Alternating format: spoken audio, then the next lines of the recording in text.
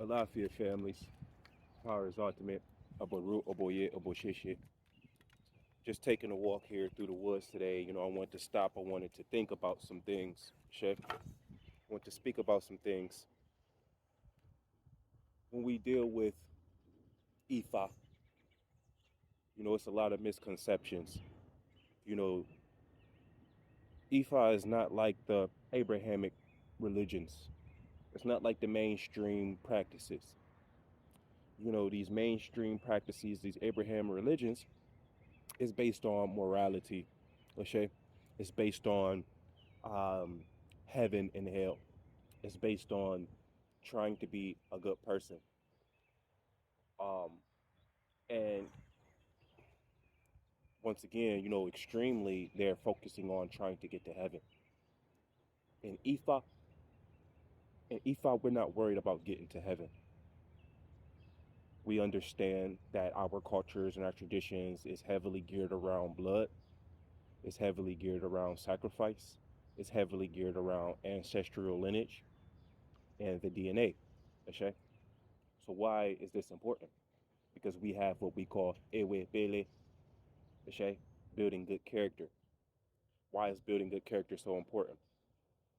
The reasons behind this philosophy that we have in Ifa is that we will spend the amount of time being a human in this dimension. We believe that reincarnation is a possible thing and that maybe your daughter is your grandmother. Maybe you are your great great uncle, okay? That these ancestors can be reincarnated into us. So our main thing is setting up a spiritual state, setting up a environment, setting up a atmosphere for our generations to come. You see, the Abrahamic religions kind of put you on a trajectory and bypassed a lot of things in the future. They're worried about future in heaven. We're worried about our children, our grandchildren, our ancestors who will come back to this planet, to this dimension, to this human form, okay? And we're worried about creating a environment, creating a atmosphere that's more abundant, that's more prosperous, that if we can change the atmosphere, if we can change the spiritual energy, if we can change the spiritual state, then we can eventually change the outcomes. We can eventually break a generational curse. We can eventually change the mental and spiritual state that our DNA is placed inside of. And we can eventually become better people. Okay? We can eventually become a better family. Okay?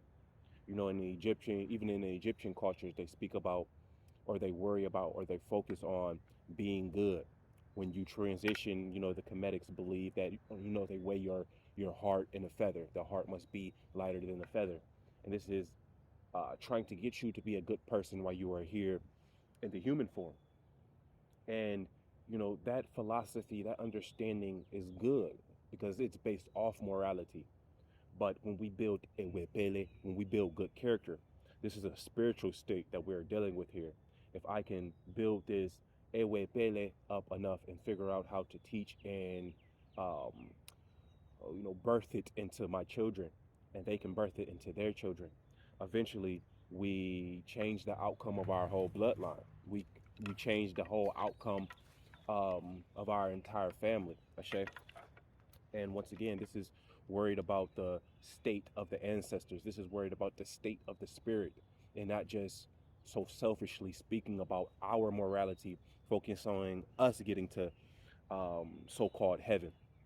Orun, Orun is a chosen state. Orun is an elected state. When we say Orun, we're speaking about a metaphorically heaven, okay? A spiritual and mental state that we could get to um, energetically and not so much of a chosen destination. Okay? So I just wanted to take time to speak about this is that we're not so much focused on making it to heaven.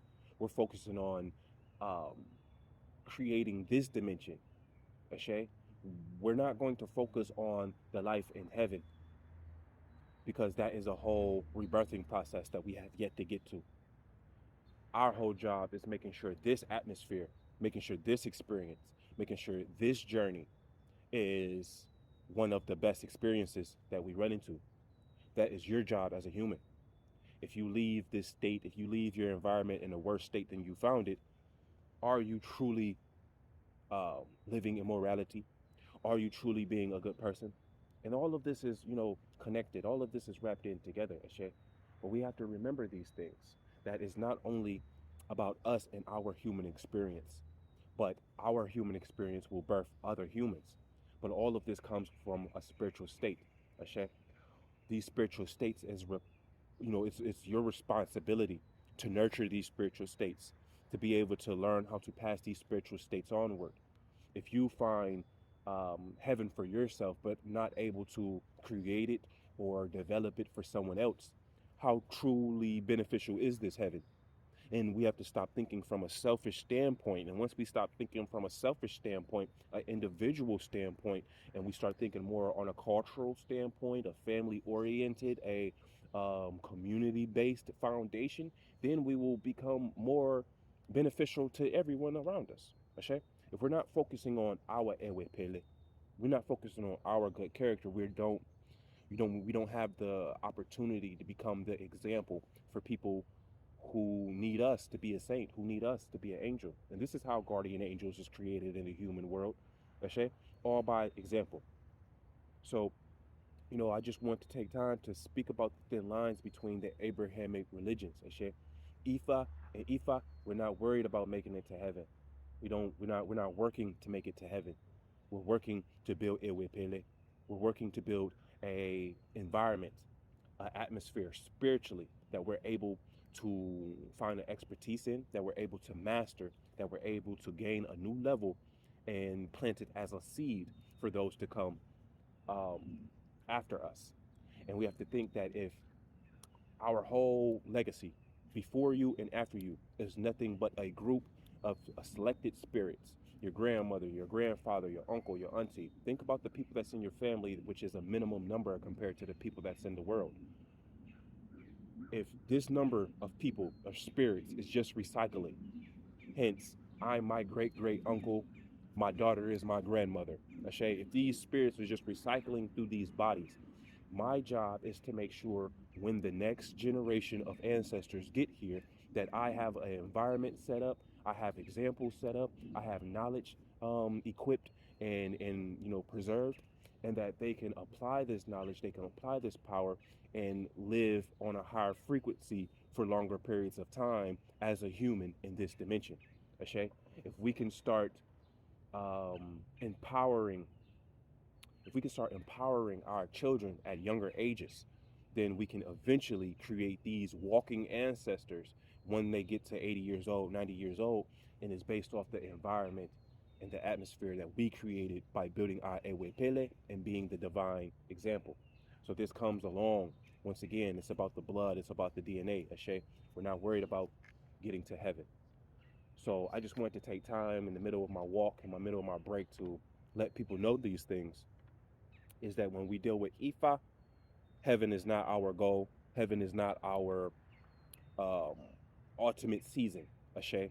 We're here on a journey. We're here on a mission. We're here on a experience. And what we do with this time that we're given will be passed on to lineages beyond us, beyond our understanding. Ashe. So power is ultimate.